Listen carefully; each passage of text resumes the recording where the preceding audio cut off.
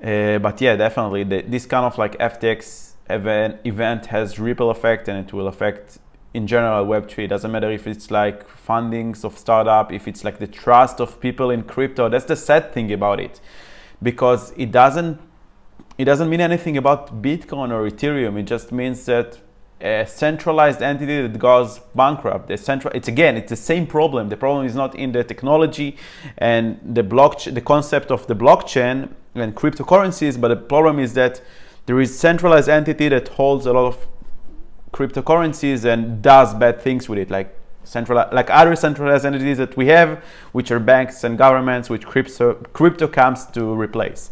But it was a safe haven for a lot of people. If it's like retail investors or like VCs that chose to hold their money in FTX. In your case, it was salaries that you withdraw to your bank account, but other people just felt like safe. You know, it's the biggest exchange in the United States.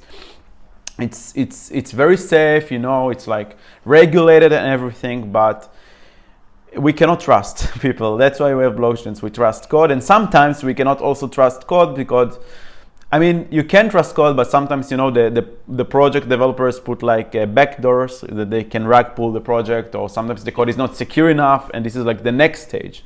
That's also what I talked about with the interview with Andy, which was interesting, that it's like a process that we are going from centralizing changes and entities to more people using custodial wallets and holding their crypto themselves, not your keys, not your money.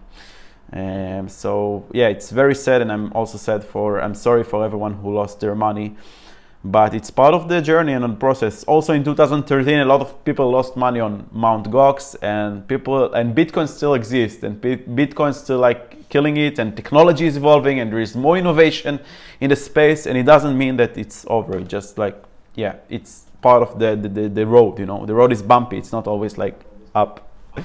Of course, of course. To have an omelette, you have to break the eggs. That's what I like to say. So FTX was just an egg we had to break, and someday we will get to that nice omelette, and we will eat the perfect omelette that you can flip, and it's just perfectly flipped. You know, it's in the perfect rounded shape. Yeah, can't wait.